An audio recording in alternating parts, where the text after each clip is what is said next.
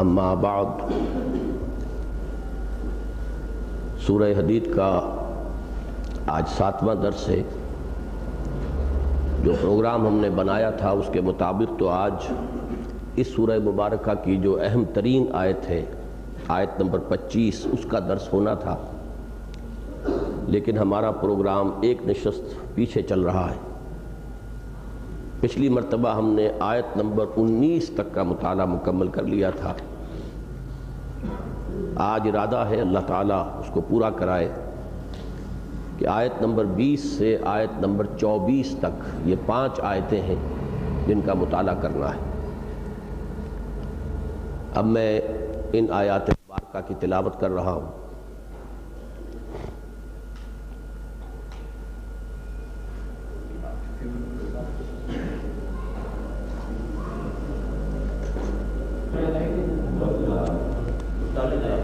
من الشیطان الرجیم، بسم اللہ الرحمن الرحیم۔ اعلموا انما الحیاة الدنیا لعب ولہو وزینۃ وتفاخر بینکم وتکاثر فی الاموال والاولاد کمثل غیث اعجب الکفار نباتہ ثم یہیج فتراہ مصفرا ثم یکون حطاما وفی الآخرۃ عذاب شدید ومغفرۃ من اللہ ورضوان وما الحیاۃ الدنیا الا متاع الغرور۔ سابقوا الی مغفرۃ من ربکم وجنۃ عرضها كعرض السماء والارض اعدت للذین آمنوا باللہ ورسلہ ذلك فضل اللہ یؤتیہ من یشاء واللہ ذو الفضل العظیم۔ ما اصاب من مصیبت فی الارض ولا فی انفسکم الا فی کتاب من قبل ان نبراها ان ذلك علی اللہ یسیر۔ لکی لا تأسوا علی ما فاتکم ولا تفرحوا بما آتاکم واللہ لا يحب كل مختال فخور۔ الذین یبخلون ویأمرون الناس بالبخل ومن یتول فإن اللہ هو الغنی الحمید۔ صدق اللہ العظیم۔ رب اشرح لی صدری ویسر لی امری واحلل عقدۃ من لسانی یفقہوا قولی۔ اللہم ربنا الہمنا رشدنا واعذنا من شرور انفسنا۔ اللہم ارنا الحق حقا وارزقنا اتباعہ وارنا الباطل باطلا وارزقنا اجتنابہ، آمین یا رب العالمین۔ درس کا جو یہ ہفتہ وار سلسلہ ہوتا ہے، اس میں ایک تو قباحت یہ کہ ایک ہفتے کے بعد جب درس ہوتا ہے تو جو ذہنی سلسلہ ہے ربط اور تعلق و منقطع ہو جاتا ہے۔ دوسرے یہ کہ ہر درس میں کم و بیش کچھ نہ کچھ لوگ بالکل نئے ہوتے ہیں۔ اب درمیان میں سے جب بات شروع ہو رہی ہو اور پچھلے دروس کا کوئی ذہنی ربط موجود نہ ہو تو پھر وہ ذہن اور دل کا جو ربط اور تعلق ہونا چاہیے اس موجودہ درس کے ساتھ وہ پیدا نہیں ہوتا۔ سورہ حدید کی جو 19 آیات ہم پڑھ چکے ہیں ان کا ایک برڈز آئی ویو، ایک طائرانہ نگاہ میں ان کا جائزہ لیا جائے تو پہلی 6 آیات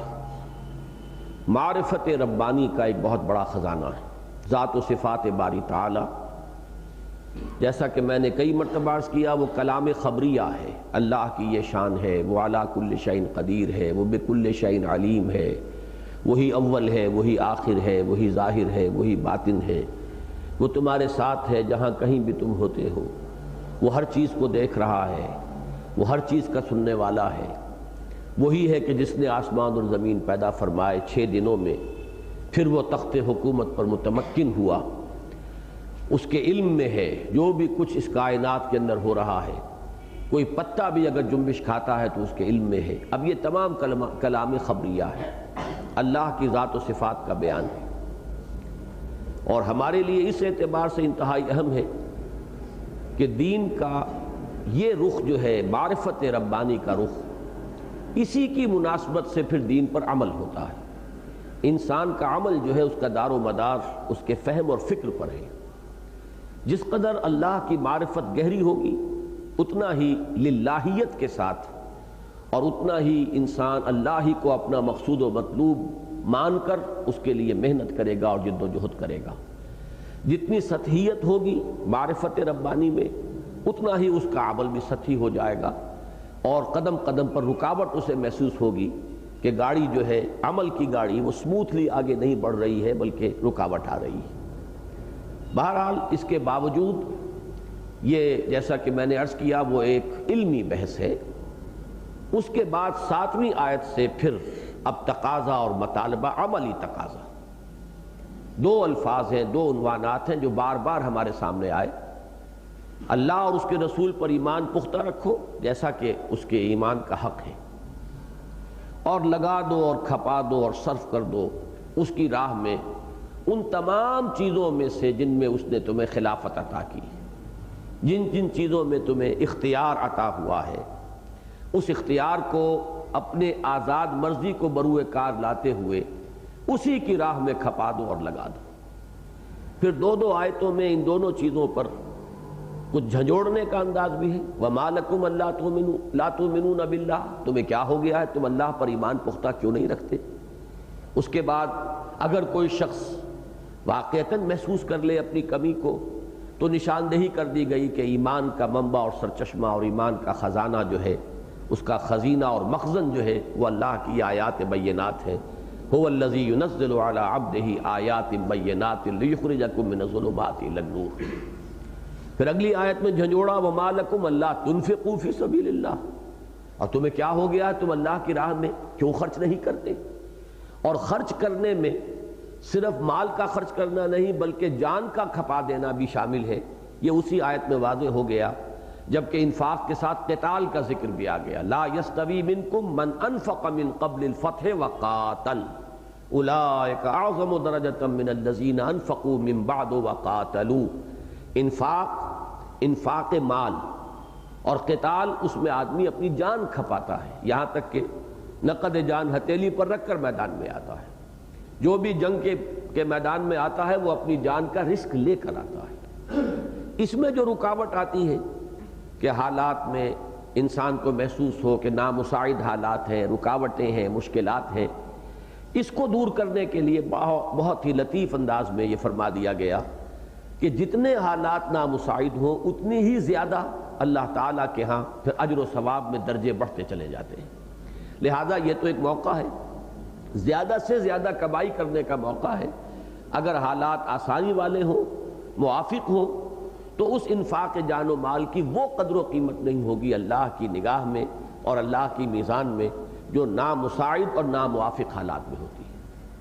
اس کے بعد پھر ایک چیلنج کے انداز میں فرمایا من ذا الذی یقرض اللہ قرضا حسنا، کون ہے وہ باہمت لوگ جو اللہ کو قرض حسنہ دینے کے لیے تیار ہوں۔ پھر میدان حشر کا نقشہ کھینچا گیا۔ یہ 4 آیات جو ہیں وہ اس اعتبار سے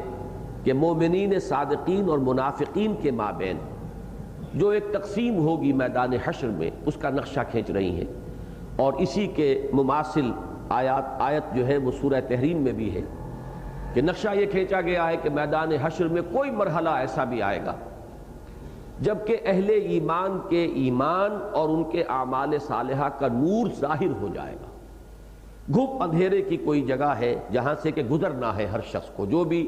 اسلام کا دعوے دار اور ایمان کا دعوے دار دنیا میں تھا۔ کھلم کھلا جو کفار کا معاملہ ہے وہ کہیں پہلے طے پا چکا ہے۔ اب یہ اگلی چھلنی ہے جو لگنی ہے کہ جس میں جو کلمہ گو یا جو ایمان کے دعوے دار تھے، دنیا میں قانونی طور پر مسلمان سمجھے جاتے تھے، ان کے مابین ایک تفریق اور تقسیم ہونی ہے۔ وہ مرحلہ جو ہے اس کی تفاصیل تو اسی عالم آخرہ میں پہنچ کر جو ہے وہ ہمیں سمجھ میں آئیں گی، لیکن ان آیات مبارکہ سے یہ نقشہ اجمالاً سامنے آ جاتا ہے، جسے ہم پل صراط کہتے ہیں عام اپنی اصطلاح میں۔ کوئی مرحلہ ہے جہاں گھپ اندھیرا ہے، اور وہ مرحلہ بھی ایسا ہے کہ وہاں کوئی ٹھوکر کھا کر گرے گا تو جہنم میں جائے گا۔ اس کو عبور کرنے کے لیے اہل ایمان کو جو ان کا نور ایمان تھا جو مخفی تھا دل میں، اور ان کے اعمال صالحہ کا نور یہ جو ہے ظاہر ہو جائے گا، اس کی روشنی میں وہ اپنا راستہ طے کر لیں گے۔ تو جو منافقین تھے نور ایمان سے دنیا میں تہی دست تھے، وہاں بھی ان کو کوئی نور نہیں ملے گا۔ نتیجتاً وہ پہلے پکار کر کہیں گے اہل ایمان سے کہ ذرا ٹھہرو، انظرونا نقتبس من نورکم، ذرا ہمارا انتظار کرو، ہمیں مہلت دو، ذرا ٹھہرو، ہم تمہاری روشنی سے استفادہ کر لیں۔ اس وقت کوئی پکارنے والا پکارے گا کہ یہ نور یہاں سے نہیں ملا ہے، دنیا سے کما کر لایا گیا ہے۔ وہاں غیب میں رہتے ہوئے جنہوں نے ایمان کی تحصیل کی، انہیں وہ نور ملا تھا جس کا ظہور آج ہو گیا ہے۔ وہاں انہوں نے اس عالم مادی میں رہتے ہوئے اللہ کے لیے جان اور مال کو کھپایا، اس سے جو نور انہیں ملا ہے وہ آج یہاں ظاہر ہوا ہے۔ ارجعوا وراءکم فالتمسوا نورا، اگر لوٹ سکتے ہو تو پیچھے کی طرف لوٹ جاؤ، دنیا میں دوبارہ جاؤ اور وہاں سے اس نور کو تلاش کرو۔ اور اس کے بعد ان کے مابین ایک فصیل حائل کر دی جائے گی، فضرب بینہم بسور لہ باب باطنہ فیہ الرحمہ، اس فصیل کے اندر کی جانب اللہ کی رحمت کا نزول ہوگا، وظاہرہ من قبلہ العذاب، اور اس کے باہر کی جانب عذاب الہی جو ہے اس کا آغاز ہو جائے گا۔ اس وقت وہ پکار کر کہیں گے ینادونہم الم نکم معکم، چونکہ دنیا میں منافق اور مومن گڈمڈ رہے، دونوں مسلم سمجھے گئے، قانوناً دونوں مسلمان تھے، تو یہاں جو اب زمین و آسمان کا فرق ہوا ہے تو بالکل سمجھ میں آتی ہے بات کہ ان کا یہ تعجب، استعجاب اور ان کی یہ فریاد جو ہے کہ وہ کہیں گے ینادونہم الم نکم معکم، کیا ہم تمہارے ساتھ نہ تھے؟ قالوا بلا، یہ جواب ہے اہل ایمان کی طرف سے۔ اور یہ آیت اس اعتبار سے قرآن مجید کی اہم ترین آیات میں سے ہے کہ مرض نفاق جس طرح تدریجاً ترقی کرتا ہوا اپنی انتہا کو پہنچتا ہے، اس کو چند الفاظ میں سمو کر یہاں پیش کر دیا گیا۔ وَلَكِنَّكُمْ فَتَنْتُمْ أَنفُسَكُمْ، پہلا قدم یہ ہے کہ تم نے خود اپنے آپ کو اپنے ہاتھوں فتنوں میں ڈالا، فتنوں میں مبتلا کیا۔ وہ فتنہ کیا ہے؟ القرآن یفسر بعضہ بعضا انما اموالکم واولادکم فتنہ،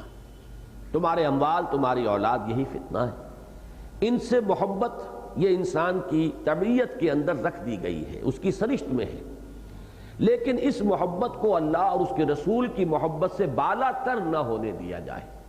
اللہ کی محبت، اس کے رسول کی محبت اور اللہ کی راہ میں جہاد کی محبت سے اگر یہ محبتیں بالا تر ہو گئی تو گویا کہ اپنے ہاتھوں انسان نے اپنے آپ کو فتنے میں ڈال دیا۔ یہ ہے اصل نقطۂ آغاز۔ جب یہ کیفیت ہو گئی کہ اللہ اور اس کے رسول اور اس کی راہ میں جہاد کے مقابلے میں جان اور مال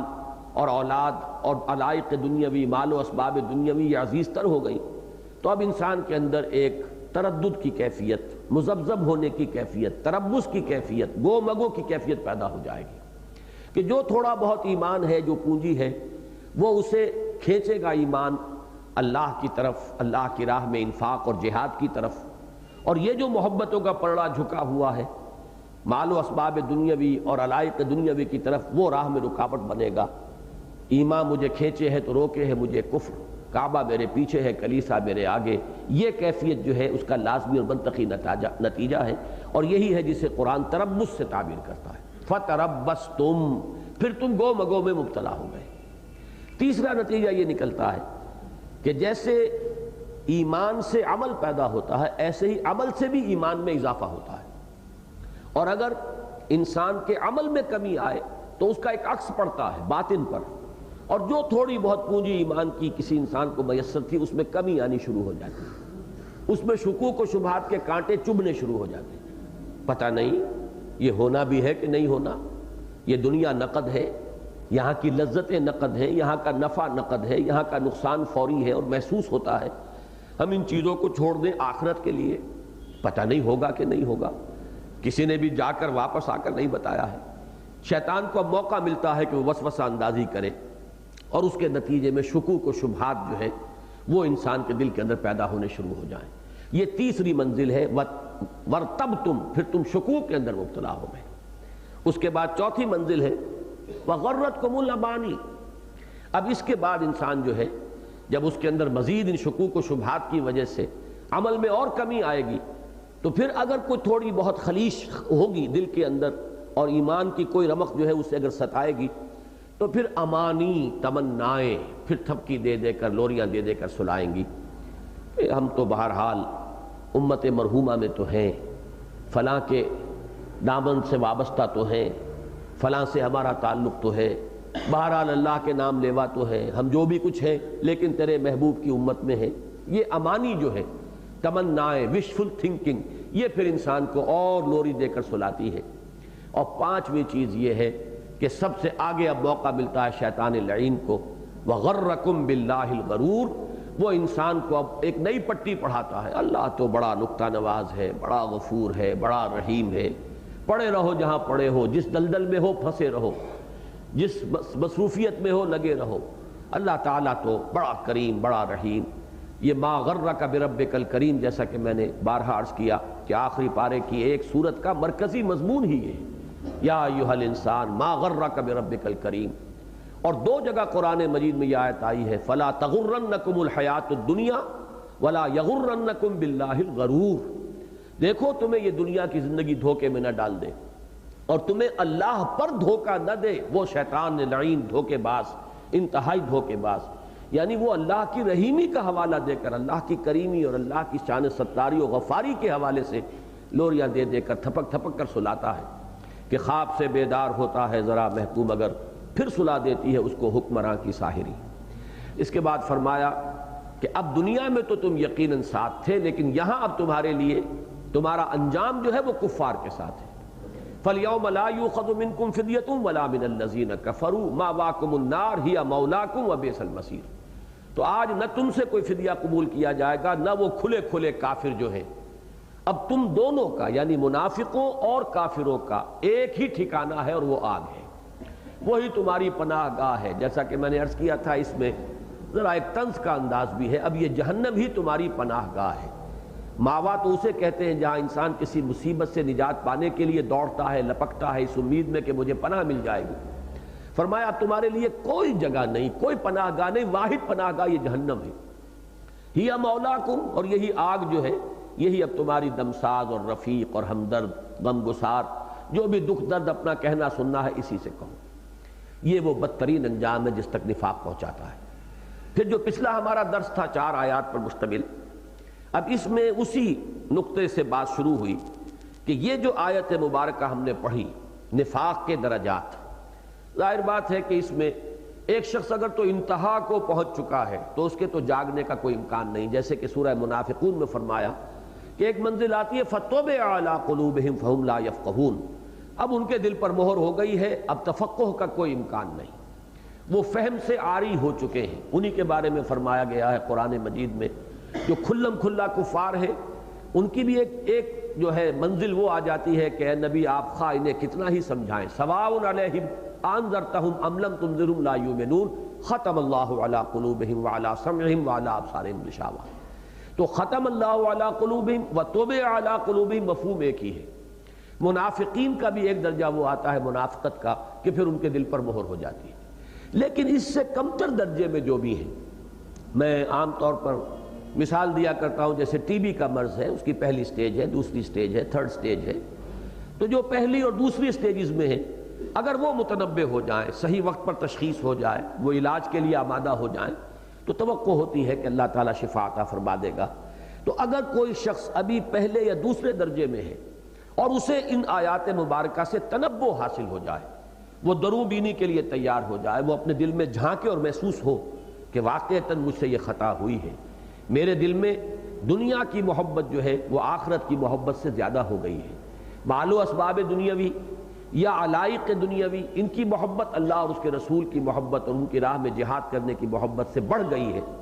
تو اب اگر اس پر انسان اصلاح پر کمر بستہ ہو جائے تو شیطان کا اب وار یہ ہوتا ہے کہ اسے تاخیر اور تعویق کی طرف اس کی رہنمائی کرتا ہے کہ ابھی وقت پڑا ہے، سمل جانا، ابھی فلاں کام ہے، فلاں ذمہ داریاں ہیں، جو حرام خوری کر رہے ہو کرو، ان ذمہ داریوں سے ذرا فارغ ہو لو،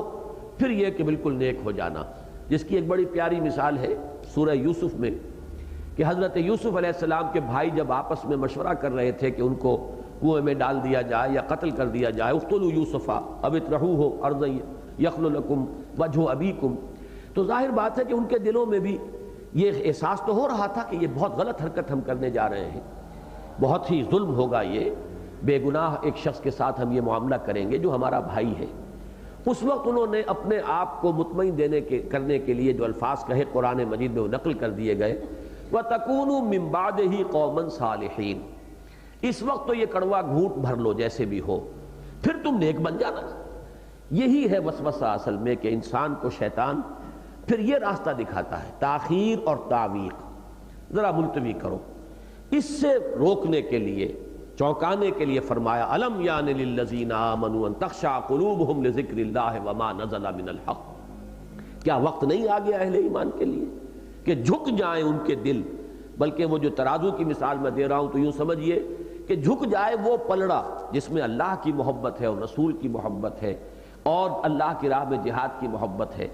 اللہ کی یاد میں جھک جائے، اللہ جو کچھ نازل ہوا ہے حق میں سے یہ قرآن مجید اس کے سامنے جھک جائے۔ اور ساتھ ہی تنبیہ کر دی گئی اگر اسی تاخیر و تعویق میں پڑے رہے تو پھر تمہارا حشر ویسا ہو سکتا ہے جیسے سابقہ امت کا ہو چکا ہے، وَلَا يَكُونُوا كَالَّذِينَ أُوتُوا الْكِتَابَ مِن قَبْلُ فَطَالَ عَلَيْهِمُ الْأَمَدُ فَقَسَتْ قُلُوبُهُمْ وَكَثِيرٌ مِّنْهُمْ فَاسِقُونَ، اور نہ ہو جائیں وہ ان لوگوں کے مانند کہ جنہیں پہلے کتاب دی گئی تھی، وہ بھی امت مسلمہ تھے، وہ نبیوں کی اولاد تھے، حضرت ابراہیم کی نسل سے تھے، سب کے سب حضرت یعقوب کے 12 بیٹوں کی اولاد تھے، ان کے ہاں سینکڑوں نبی آئے ہیں، لیکن وقت گزرا اور وقت گزرنے کے ساتھ ساتھ دل سخت ہوتے چلے گئے، جس کے لیے قرآن مجید میں سورہ بقرہ میں نقشہ کھینچا گیا ہے کہ ثم قست قلوبکم فہی کالحجارۃ واشد قسوہ، پھر یہ دل ایسے سخت ہو جاتے ہیں کہ اب وہ پتھروں کے مانند سخت ہیں بلکہ ان سے بھی زیادہ سخت، اس لیے کہ پتھروں میں سے تو بعض ایسے بھی ہوتے ہیں کہ جن سے چشمے پھوٹ بہتے ہیں، چٹانیں بعض اوقات شق ہو جاتی ہیں، ان سے پانی نکل جاتا ہے، نہریں نکل آتی ہیں، کبھی کبھی چٹانیں خشیت اللہ سے، خوف الہی سے وہ سرنگوں ہو جاتی ہیں، گر پڑتی ہیں، لیکن انسانی دل میں جب سختی آتی ہے تو اس کا مقابلہ کائنات کی کوئی شے نہیں کر سکتی۔ اب یہ تنبیہ کر کے اب ایک امید افزا بات، اس لیے کہ جیسا کہ ہر شخص جانتا ہے مایوسی جو ہے انسان کے قوا کو شل کر دینے والی شے،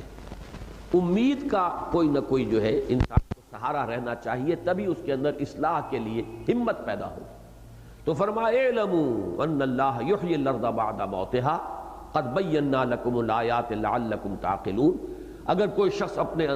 دل میں جھانکے، گریبان میں جھانکے اور یہ محسوس کرے کہ دل میں وہ کیفیات نہیں ہیں، وہ ایمان کا معاملہ نہیں ہے، تو مایوس نہ ہو، اس لیے کہ تم دیکھتے ہو کہ زمین مردہ پڑی ہوتی ہے، بے آب و گیا، کوئی رویدگی نہیں ہوتی، بالکل ویران، بارش برستی ہے اور اللہ تعالیٰ اس کے اندر زندگی کے آثار پیدا کر دیتا ہے، پھر ہریاول نظر آتی ہے، گھاس اگاتا ہے، زندگی ہی زندگی اب چاروں طرف نظر آتی ہے۔ تو جس طرح مردہ زمین کو اللہ زندہ کر دیتا ہے اس کے موت کے بعد، وہ تمہارے دلوں کی مردہ زمین کو بھی اثر نو زندہ کر سکتا ہے، لہذا اس کا دامن تھامو اور کمر ہمت کسو، اصلاح پر آمادہ ہو جاؤ، اللہ سے امید رکھو کہ وہ تمہاری اس کوشش کو نتیجہ خیز بنائے گا اور تمہارے دلوں میں پھر ایمان کی کھیتی لہلہا اٹھے گی۔ اس کے لیے ایک کام عملی جو تمہیں کرنا ہے، ان المصدقین والمصدقات واقرضوا اللہ قرضا حسنا، اصل میں دنیا کی محبت ہے جو رکاوٹ ہے، اور دنیا کی محبت کا سب سے بڑا سمبل، اس کی علامت مال کی محبت ہے، دولت کی محبت ہے۔ تو گویا کہ اب تمہیں علاج کرنا ہوگا، اس مال کی محبت کو دل سے کھرچ کھرچ کر نکالنا ہوگا اگر اب اس راستے پر جانا چاہتے ہو۔ جیسے زمین سے بھی فصل لینی ہوتی ہے تو زمین میں ہل چلاتے ہو، محنت کرتے ہو، بغیر ہل چلائے، بغیر محنت کیے زمین سے تمہیں فصل نہیں ملتی۔ اسی طرح اپنے دلوں کی زمین میں اگر تم چاہتے ہو کہ ایمان کی فصل لہلہا اٹھے تو اس کے لیے تمہیں ہل چلانا پڑے گا، اور وہ ہل کیا ہے؟ اللہ کی راہ میں صدقہ، اللہ کی راہ میں انفاق، قرض حسنہ، اس مال کو لگاؤ اور دو۔ اور یہ دو مدیں میں عرض کر چکا ہوں، صدقہ ہے غرباء، فقراء، یتیموں، بیواؤں، مسکینوں، مسافروں، یعنی ابنائے نو میں سے، انسانوں ہی میں سے جو محتاج ہیں مدد کے، ان کی مدد میں اپنا پیسہ صرف کرنا، یہ صدقہ ہے۔ یہی در حقیقت زکوٰۃ کی سب سے بڑی مد ہے۔ اور دوسرا ہے اللہ کے دین پر لگانا، اللہ کے دین کے پیغام کو عام کرنا، نشر و اشاعت، اللہ کے دین کے غلبے کی جد و جہد میں جہاد و قتال و فی سبیل اللہ کے لیے جو لوازم درکار ہیں، جو ساز و سامان، جو اسلحہ، جو زاد راہ، اس پر مال لگانا۔ تو یہ جو دوسری مد ہے، اس کو اللہ تعالیٰ انفاق فی سبیل اللہ بھی کہتا ہے، اللہ کی راہ میں خرچ کرنا۔ اور اس کو قرض حسنہ کہتا ہے اپنے ذمے، چونکہ خاص اللہ کے دین کے لیے،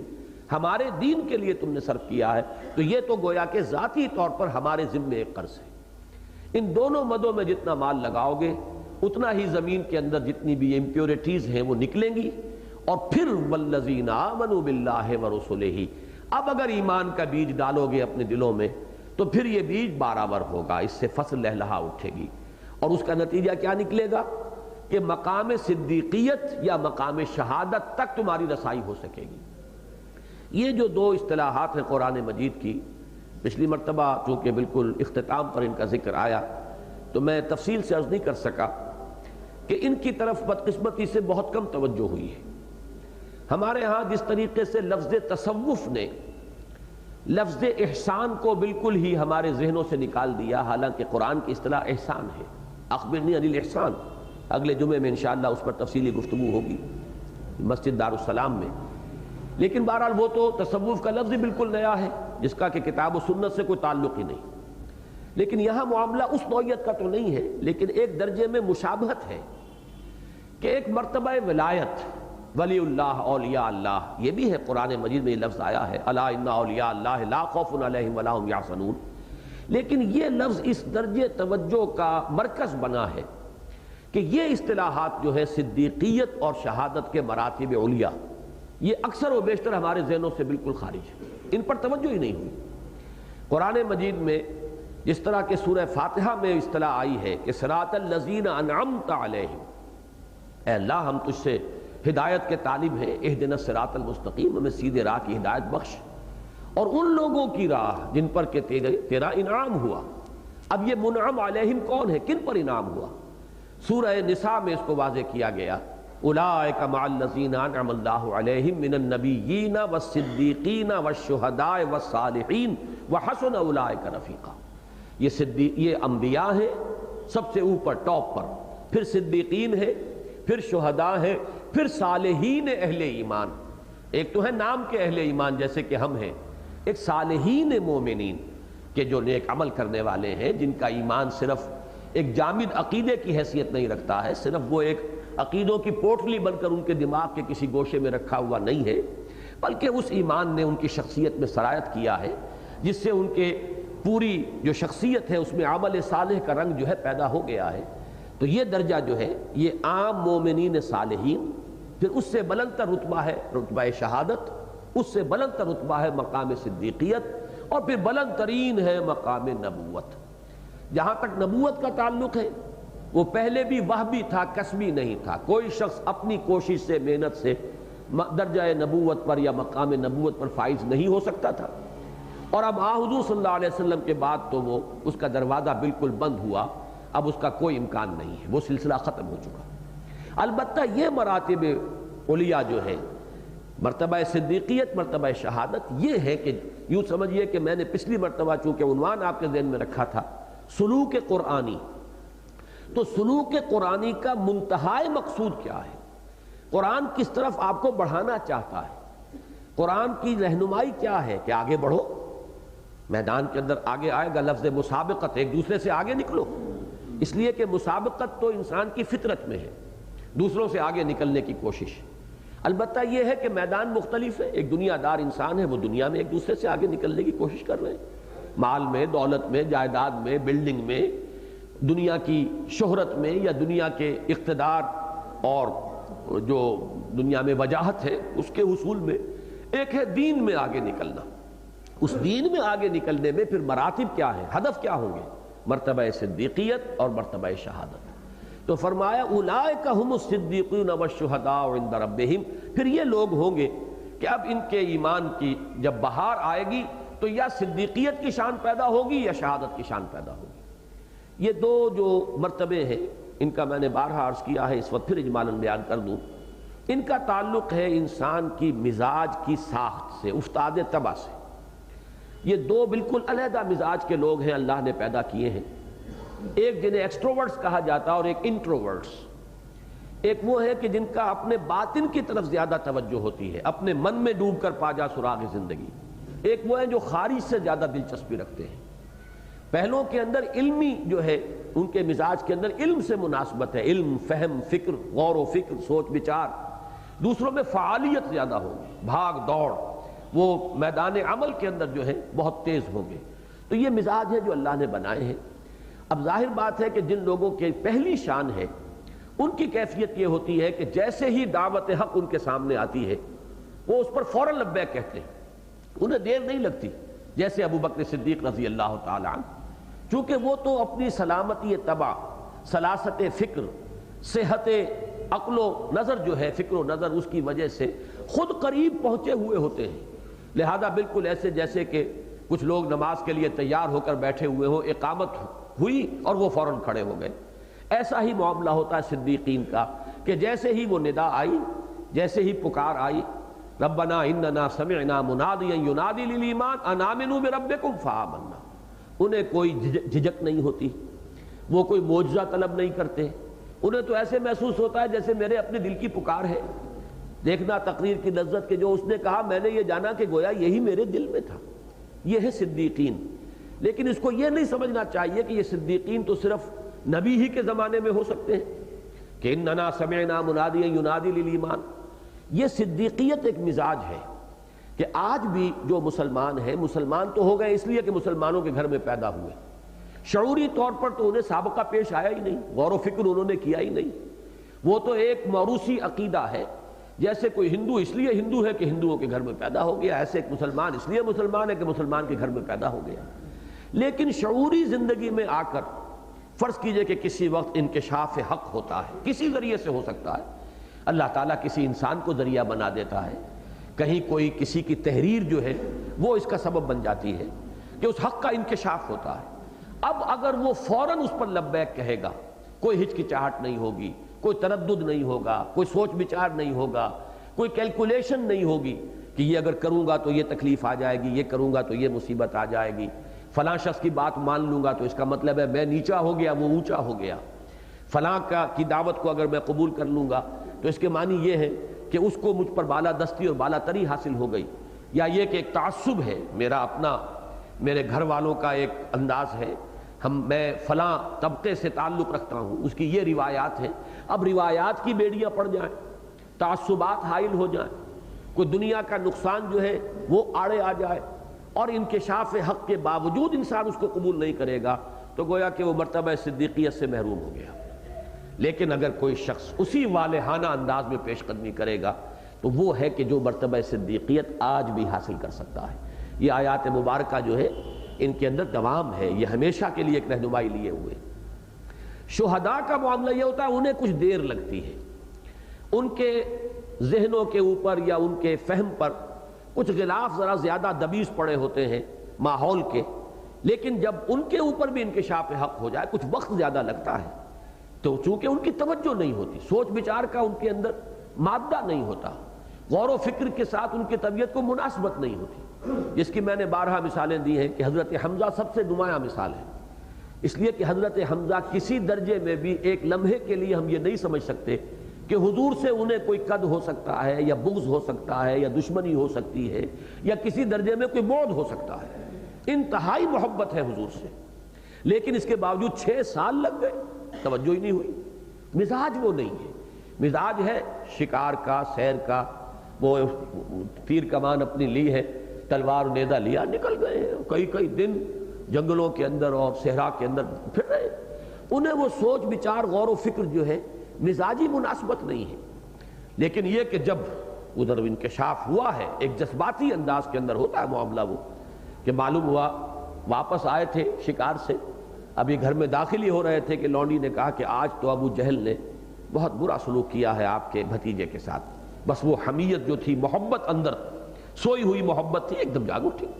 آئے ہیں اور ابو جہل کے ساتھ جو معاملہ کیا وہ آپ نے سے اکثر نے سنا ہوگا، اور وہیں کھڑے ہو کر اعلان کیا کہ اچھا میں ایمان لایا اپنے بھتیجے پر، آؤ اگر مقابلہ کرنا ہے تو میدان میں آ جاؤ۔ تو یہ در حقیقت مزاج کی بات ہے، لیکن چونکہ فعال یہ زیادہ ہوتے ہیں لہذا یہ جب پھر اسلام اور ایمان کی طرف آتے ہیں تو پھر اپنی فعالیت کی وجہ سے صدیقین سے بھی آگے نکل جاتے ہیں۔ یہ معاملہ بالکل دوسرا ہے۔ جہاں تک مرتبہ ہے، مرتبہ صدیقیت کا بلندتر ہے مرتبہ شہادت سے، لیکن یہ کہ ایک شخص جو ہے وہ شہادت کے اعتبار سے اس کی فعالیت، جیسے کہ حضرت عمر فاروق رضی اللہ تعالیٰ عنہ کا معاملہ ہے، اب کتنے ہی ہیں جو صدیقین کے مزاج کے ہیں جو ان سے پہلے ایمان لا چکے، اس لیے کہ حضرت عمر تو ایمان لا رہے ہیں سن 6 میں جا کر، ان سے پہلے تو کم سے کم 30-40 آدمی ایمان لا چکے ہیں، لیکن یہ کہ وہ جو طبیعت کے اندر فعالیت تھی، بہادری تھی، شجاعت تھی، اس کا نتیجہ یہ ہے کہ امت میں نمبر 2 پر ان کا شمار ہے، صرف حضرت ابو بکر جو ہے اوپر رہ گئے ہیں، باقی یہ کہ پوری امت میں حضرت ابو بکر کے بعد حضرت عمر کا رتبہ ہے۔ تو یہ 2 مزاج ہیں، ان کو سمجھ لینا چاہیے۔ اور جیسا کہ میں نے پہلے بھی عرض کیا ہے، ایک تیسرا مزاج ہوتا ہے ایمبی ورٹ، بہت شاذ لوگ ہوتے ہیں جن میں یہ دونوں صلاحیتیں اور دونوں استعدادات بتمام و کمال بھی ہوں اور متوازن بھی ہوں۔ تو ایمبی ورٹ کی مثال جو ہے انبیاء کرام کے اندر کامل ایمبی ورٹ، ہر اعتبار سے متوازن، وہ تو صرف ایک ہی ہے، اور وہ محمد الرسول اللہ صلی اللہ علیہ وسلم۔ اور یہی مجھے یاد آیا، میں نے بارہا سنایا آپ کو ڈاکٹر مائیکل ہارٹ کا وہ جملہ کہ he is the only person supremely successful in both the religious and the secular fields۔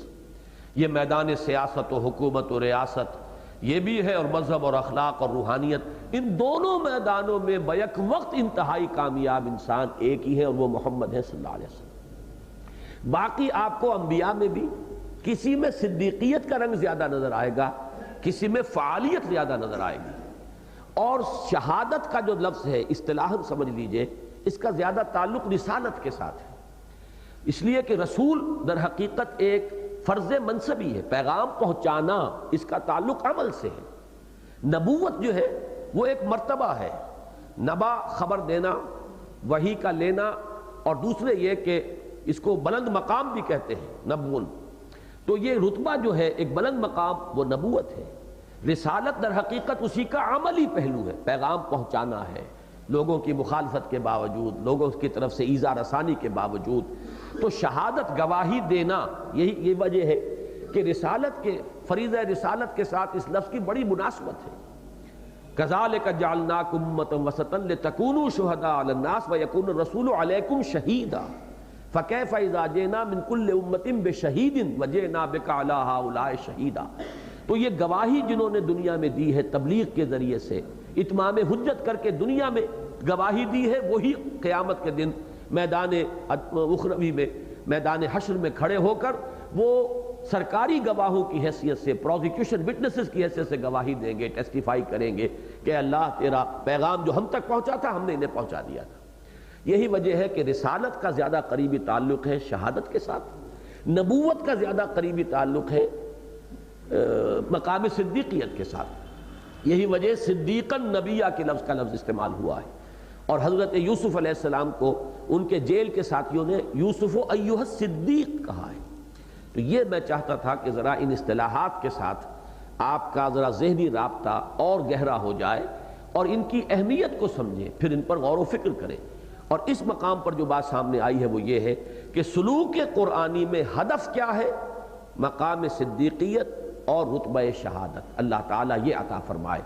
اس کے لیے کرنا کیا ہوگا؟ مال کو کھپانا زیادہ سے زیادہ اللہ کی راہ میں بھی، اور ابنائے نو کی ہمدردی میں بھی، اور پھر ایمان سے اپنے دلوں کو منور کرنا۔ یہ میں تفصیل سے پچھلی مرتبہ عرض کر چکا ہوں، یہ باٹل نیک ہے، اس سے نکلیں گے تو ایمان کی بہار آئے گی۔ یہ بریک ہے گویا کہ لگا ہوا ہے، مال کی محبت کا بریک لگا ہوا ہو، آپ کتنا ایکسیلریٹر دبائیں گاڑی نہیں چلے گی۔ البتہ یہ کہ بریک کھل جائے، آپ ایکسیلریٹر آپ دبائیے تو گاڑی تیزی کے ساتھ دوڑے گی۔ یہ مال کی محبت اس بریک کے مانند ہے۔ اس بریک کو کھولنے کے لیے فرمایا ان المصدقین والمصدقات واقرضوا اللہ قرضا حسنا یضاعف لهم ولهم اجر کریم والذین آمنوا باللہ ورسلہ اولئک هم الصدیقون والشہداء عند ربهم لهم اجرهم ونورهم والذین کفروا وکذبوا بآیاتنا اولئک اصحاب الجحیم۔ اب آج کے درس میں یہی جو سلوک قرآنی ہے، اس کے راستے کی 2 بڑی بڑی رکاوٹیں ہیں جن کا ذکر کیا جا رہا ہے کہ ان رکاوٹوں کو دور کرنا ہے، ذہناً اور فکراً اپنے سوچ کو اس طریقے سے استوار کرنا ہے کہ یہ رکاوٹیں دور ہوں۔ پہلی رکاوٹ جس کا ذکر پہلے بھی آ چکا ہے، حب مال در حقیقت سمبل ہے حب دنیا کا۔ دوسری رکاوٹ تکالیف، مصائب۔ اس راہ میں آگے بڑھنا، اللہ کے دین کے راہ میں انفاق اور قتال اور جان اور مال کا کھپانا، اس میں خطرات مضمر ہیں، تکالیف ہیں، تپتی راہیں مجھ کو پکاریں، دامن پکڑے چھاؤں گھنیری، مصائب سے اور دنیا کے اندر جو مشکلات آئیں ان سے انسان ڈر کر رکتا ہے، اور دوسرے یہ کہ مال کی محبت ہے کہ جو اس کو روکتی ہے، دنیا کی محبت ہے جو اسے روکتی ہے۔ لہذا اب آپ یہاں دیکھیے کہ سب سے پہلے حیات دنیاوی کی حقیقت بیان کی جا رہی ہے۔ اعلموا انما الحیات الدنیا لعب ولہو وزینۃ وتفاخر بینکم وتکاثر فی الاموال والاولاد۔ میں نے عرض کیا تھا پہلے بھی کہ سورہ مبارکہ کی چند آیات بہت ہی اہم ہیں اور بڑی منفرد ہیں اپنے مزاج اور اسلوب میں۔ پہلے سبق میں هو الاول والآخر والظاہر والباطن، دوسرے سبق میں ایک ہی آیت کے اندر دین کے کل تقاضے، آمنوا باللہ ورسولہ وانفقوا مما جعلکم مستخلفین فیہ، تیسرے سبق میں نفاق کی حقیقت درجہ بدرجہ، ولکنکم فتنتم انفسکم وتربصتم وارتبتم وغرتکم الامانی حتی جاء امر اللہ وغرکم باللہ الغرور۔ یہاں پر اسی طرح دیکھیے کہ 5 الفاظ آ رہے ہیں دنیا کی زندگی، اور اس سے مراد سمجھ لیجئے کہ ہماری زندگی کا جو مادی پہلو ہے، جو ہماری زندگی کا جسدی یا جسمانی پہلو ہے، کہ ایک ہے روحانی اور انسان کا ایمان کا معاملہ، ذرا اس سے ہٹ کر اسے ایک طرف رکھ دیجئے تو دنیا کی یہ زندگی جو ہے کچھ مراحل اس میں لازماً آئیں گے۔ پیدائش ہے، لڑکپن ہے، بچپن ہے، نوجوانی ہے، جوانی ہے، پھر یہ کہ کہولت ہے، پھر بڑھاپا ہے، پھر موت ہے، یہ لازماً آنے ہیں۔ کوئی شخص اس سے انبیاء بھی مستثنیٰ نہیں، اولیاء اللہ مستثنیٰ نہیں، نہ کوئی اہل ایمان اس سے مستثنیٰ ہے اور نہ ہی کوئی کافر یا مشرک اس سے مستثنیٰ ہوگا۔ اور ان میں سے ہر دور میں ایک چیز جو ہے وہ بالعموم انسان کی توجہ کا مرکز بن جاتی ہے۔ اکثر لوگوں نے اس آیت کے اندر جو یہ 5 الفاظ آئے ہیں ان کو ایسے ہی لیا ہے جیسے کہ یہ بحیثیت مجموعی ایک چیز کا بیان ہو رہا ہے، جیسے کہ وہ منافقت سے متعلق آیت کے بارے میں بھی اکثر و بیشتر لوگوں نے یہی سمجھا ہے۔ ان میں جو تدریج ہے اور ترتیب ہے اس کی طرف عام طور پہ توجہ نہیں ہوئی۔ آج میں دیکھ رہا تھا کہ امام رازی رحمۃ اللہ علیہ نے یہ جو تدریج ہے اس کے اندر اور انسانی جو زندگی کے مختلف مدارج اور مراحل ہیں ان کے ساتھ جو مناسبت ہے اس کی طرف اشارہ کیا ہے۔ عام طور پر جو اردو تفاسیر ہیں اس وقت ہمارے ہاں زیر مطالعہ اور لوگوں کے مطالعے کے اندر، تو اس میں یہ چیزیں موجود نہیں ہیں، لیکن یہ کہ امام رازی نے اشارہ کیا ہے کہ مثلاً سب سے پہلا جو ہے انسان کے زندگی کا بچپن، لڑکپن، اس میں زندگی اس کے لیے کھیل ہے، اس کی دلچسپی کا مرکز کھیل ہے، یہاں تک کہ اسے کھانے پینے سے بھی دلچسپی نہیں ہوتی۔ والدین پیچھے پیچھے پھرتے ہیں کہ کچھ کھا لو، کچھ پی لو، لیکن یہ کہ انہیں تو اگر دلچسپی ہے تو کھیل ہے ان کا، اور وہ کھیل بھی بڑا معصومیت والا کھیل ہوتا ہے، اس میں کوئی لذت نہیں ہوتی، اس میں کوئی نفسانیت نہیں ہوتی، اس میں کوئی غفلت والا پہلو نہیں ہوتا، معصوم کھیل۔ تو ایک مرحلہ زندگی کا وہ ہے اعلموا انما الحیات الدنیا لعب۔ اب ذرا اس سے آگے جب ایک نوجوانی کا دور شروع ہوتا ہے تو اب کھیل نرا کھیل نہیں رہتا، اس میں کچھ نہ کچھ سینشول گریٹیفیکیشن، کچھ تلذذ، کچھ نفسانیت، جس کے لیے لہو کا لفظ آیا ہے۔ لہو وہ شے کہ جو گم کر دے، غافل کر دے، انسان کو لذتوں کے اندر مبتلا کر دے۔ وہ جو علامہ اقبال کا شعر ہے کہ کافر کی یہ پہچان کے آفاق میں گم ہے، تو یہ جو مادہ ہے اس کا، اس کے معنی ہے غافل کر دینے والی شے۔ الہاکم التکاثر، اسی سے لفظ لہو جو ہے اسی سے الہاکم بنا ہے، الہا کے معنی غافل کر دینا۔ تو یہ ہے وہ کھیل جس میں کچھ ایک تلذذ، لذت نفسانی جو ہے اس کا بھی کچھ حصہ شامل ہو جاتا ہے۔ یہ جس کو آپ ٹین ایجرز کہتے ہیں، اور یہ ایڈولسنس جو بہت ہی یوں سمجھیے کہ بہت نازک دور ہے عمر کا، اس کے اندر انسان ذرا غلط روی کسی راستے پر پڑ گیا تو پھر پوری زندگی جو ہے اس کے تباہ ہو جانے کا امکان ہے۔ اسی کے ساتھ ایک وقت دور آتا ہے، اس میں زینت،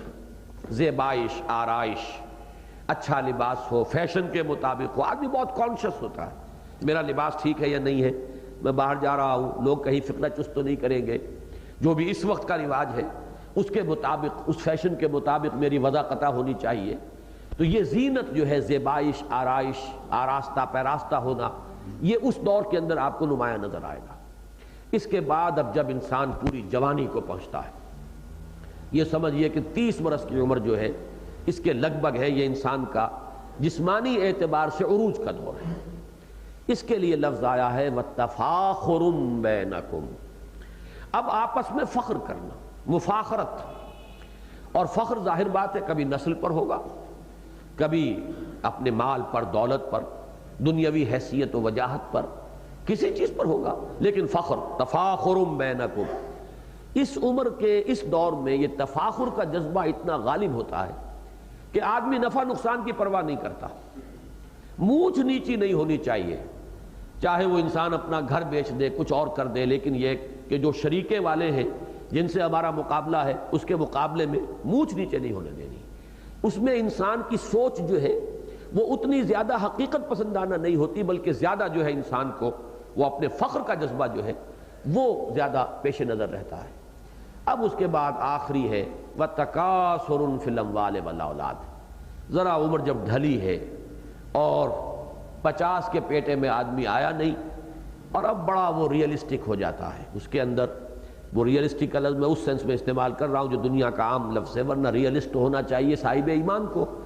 کہ اس کی نگاہ ہے، حقیقت بین اور حقائق اس کی نگاہ کے سامنے ہے۔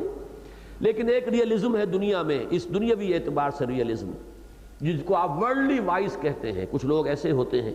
دنیاوی اعتبار سے وہ بڑے سمجھدار اور فہیم ہوتے ہیں، اگرچہ آخرت کی انہیں کوئی فکر نہیں اور عقبہ سے انہیں کوئی سروکار نہیں۔ تو یہ ورلڈلی وزڈم جو ہے یہ جب آتی ہے تو اب آدمی بڑا کیلکولیٹنگ مائنڈ کا ہوتا ہے۔ مونچھ نیچی ہونی تو دوسری بات ہے، سرے سے وہ مونڈ دی جائے کوئی پرواہ نہیں، لیکن مال ہاتھ سے نہیں جانا چاہیے۔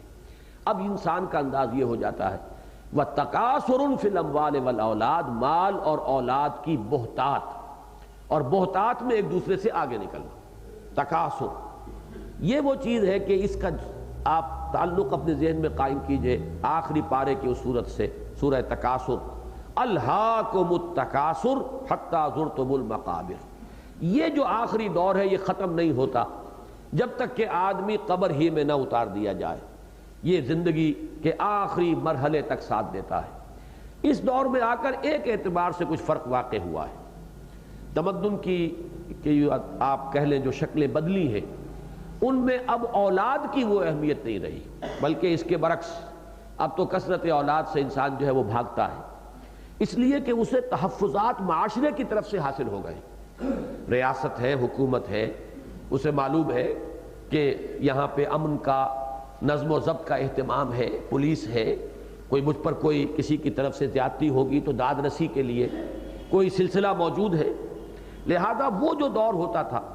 جبکہ انسان کی آبرو اور عزت کی حفاظت اس کو خود کرنی پڑتی تھی۔ جتنے بازو ہیں، آج بھی آپ دیہات میں جائیں یا قبائلی زندگی جو اب بھی ہے پاکستان کے ان علاقوں میں چلے جائیں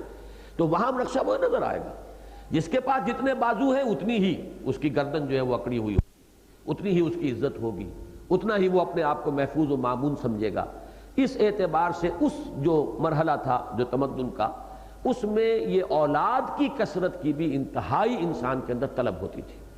آج ذرا اس اعتبار سے تو ایک فرق واقع ہوا ہے، اگرچہ کچھ نہ کچھ اولاد کی محبت اور طلب جو ہے وہ تو فطرت انسانی کے اندر ہے، لیکن تکاثر فی الاموال والاولاد یہ لفظ جو نقشہ اپنے اندر رکھتا ہے اس کے اعتبار سے اس دور میں آپ کو وہ صرف اس بیکورڈ علاقوں میں جنہیں بیکورڈ کہا جاتا ہے، جو ابھی یعنی ترقی یافتہ نہیں ہے، پسماندہ جن کو آپ کہتے ہیں،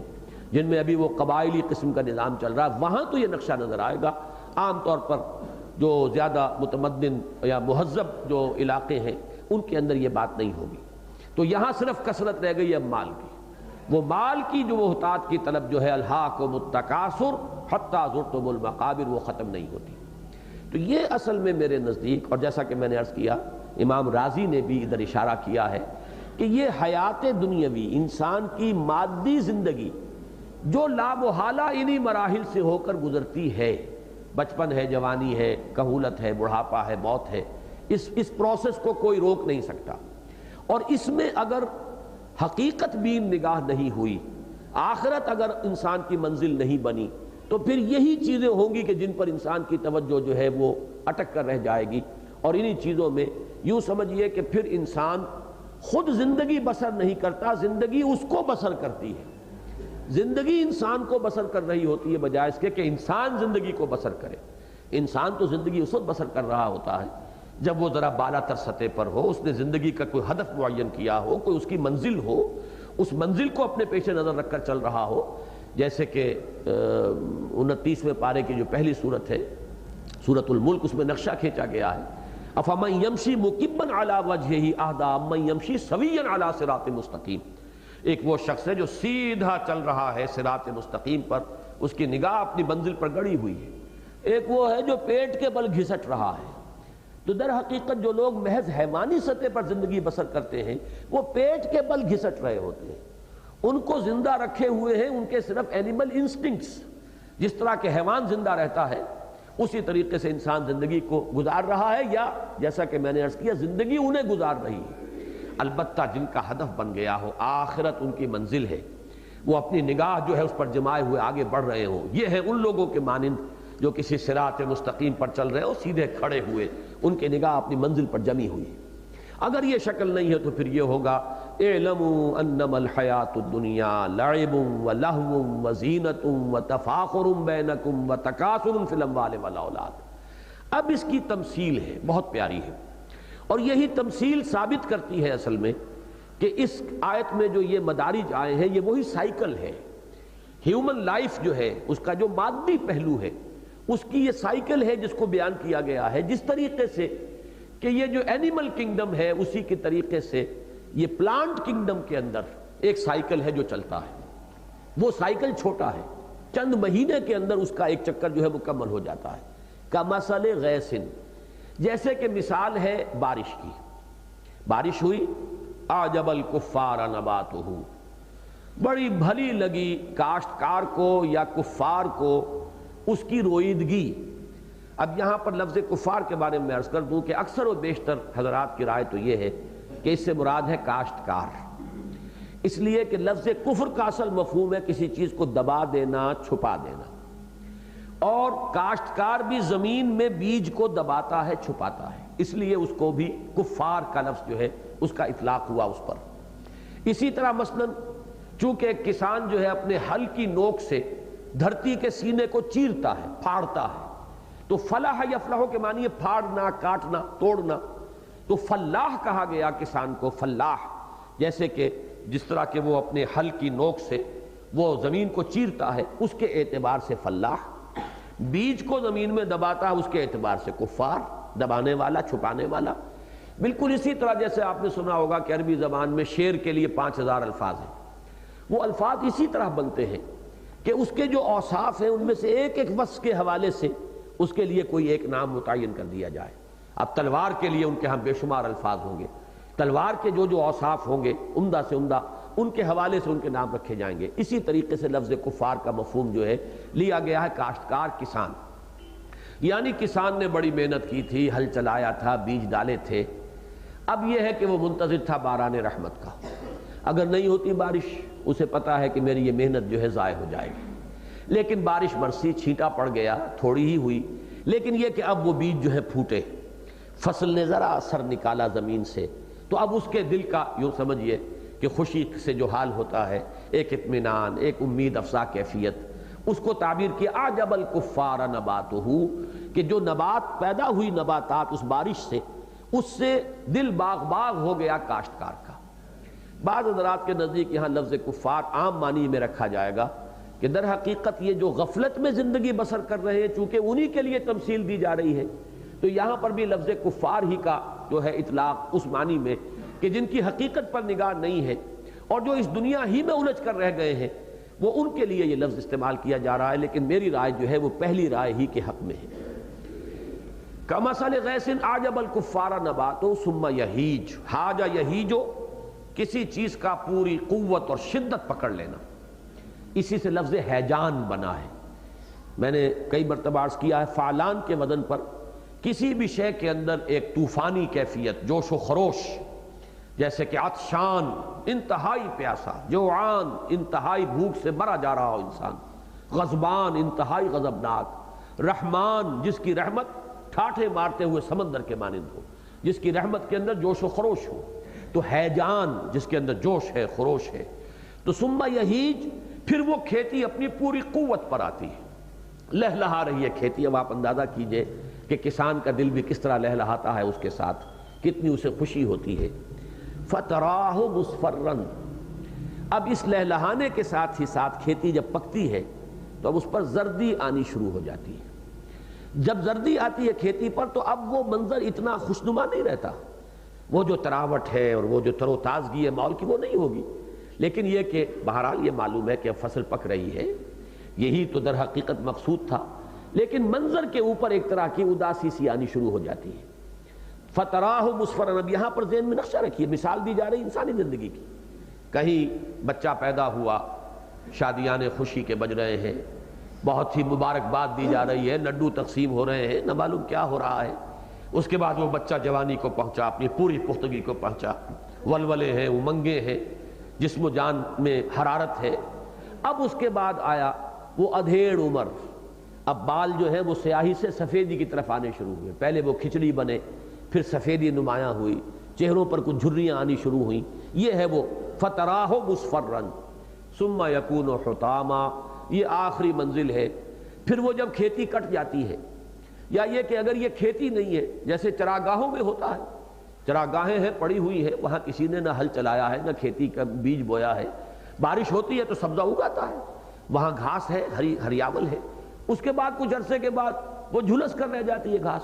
پھر وہ چورا چورا ہو کر پاؤں تلے روندی جاتی ہے۔ فصل کٹنے کے بعد بھی جو کھیتوں کے اندر منظر ہوتا ہے کہ وہاں پر اب خاک اڑ رہی ہے، اور وہ جو بھی توڑی ووڑی وہاں رہ گئی ہے وہ اڑتی پھر رہی ہے، وہ ویرانی کا ایک منظر۔ ثم یکون حطاما، اب وہ چورا چورا ہو کر پاؤں تلے روندی جاتی ہے۔ یہ در حقیقت جو چار ادوار بتائے ہیں یہ ایک سائیکل ہے۔ پلانٹ کنگڈم کے اندر یا فصلوں کے اندر ہم دیکھتے ہیں کہ چند مہینوں میں یہ مکمل ہو گیا، لیکن غور کیجئے کہ یہی سائیکل ہے انسانی زندگی کا جو 50 60 70 سال میں مکمل ہو جاتا ہے۔ تو صرف ایک کمیت کا فرق ہے، سارا کوانٹیٹیٹیو ڈیفرنس ہے، کوالٹیٹیو ڈیفرنس نہیں ہے۔ اور جس طریقے سے کہ وہ گھاس پھر چورا چورا ہو کر مٹی میں مل کر مٹی ہو جاتی ہے، وہ آئندہ کے لیے کھاد کا کام دیتی ہے، بالکل اسی طریقے سے انسان مرنے کے بعد پھر وہ قبر میں اتار دیا جاتا ہے، اس کا وہ جسد مادی جو ہے وہ پھر مٹی ہو کر مٹی میں مل جائے گا، اس کے بعد کچھ عرصے کے بعد شاید کچھ عرصے کے بعد کوئی ہڈیاں نظر آئیں، پھر بہت عرصہ گزر جائے گا، ہڈیاں بھی تحلیل ہو جائیں گی۔ یہی ہے نقشہ، یہ تو لا محالہ ہو کر رہنا ہے، چاہے غفلت میں زندگی گزرے یہ مراحل آئیں گے، چاہے معرفت میں زندگی گزرے یہ مراحل تو باہر آئیں گے۔ جہاں تک جسد مادی کا تعلق ہے، حیات دنیاوی کا تعلق ہے، اس سائیکل کو کوئی نہیں روک سکتا۔ لیکن اب اصل بات سمجھنے کی کیا ہے، وَفِي الْآخِرَةِ عَذَابٌ شَدِيدٌ وَمَغْفِرَةٌ مِّنَ اللَّهِ وَرِضْوَانٌ۔ اب آخرت کی زندگی وہ ہے جس میں دو کیفیات ہیں، جن میں سے ایک سے انسان کو دو چار ہو کر رہنا ہے۔ اس میں یا تو مغفرت ہے، وَفِي الْآخِرَةِ عَذَابٌ شَدِيدٌ، یا سخت سزا ہے، سخت عذاب ہے، وَمَغْفِرَةٌ مِّنَ اللَّهِ وَرِضْوَانٌ، اور یا پھر دوسری شکل یہ ہے کہ اللہ کی طرف سے مغفرت ہے، اس کی رضا ہے۔ ان دو انجاموں تک بہرحال پہنچنا ہے، یہ ہے مابہ الامتیاز۔ پلانٹ سائیکل جو ہے پلانٹ کنگڈم کا، اس میں یہ مرحلہ نہیں آئے گا۔ ہیومن لائف دنیاوی زندگی کے اعتبار سے تو بالکل اس کے مشابہ ہے، لیکن فرق کس چیز میں واقع ہو رہا ہے کہ اس کے لیے اب آخرت کی زندگی بھی ہے، اس کے لیے ریزریکشن ہے، اس کے لیے دوبارہ جی اٹھنا ہے، اس کا حساب کتاب ہے، اس کے جزا و سزا کے فیصلے ہیں۔ جیسے کہ حضور نے اپنے اس مشہور خطبے میں جو میں نے اپنے کتابچے میں نقل کیا ہے دعوت اللہ میں، کہ حضور نے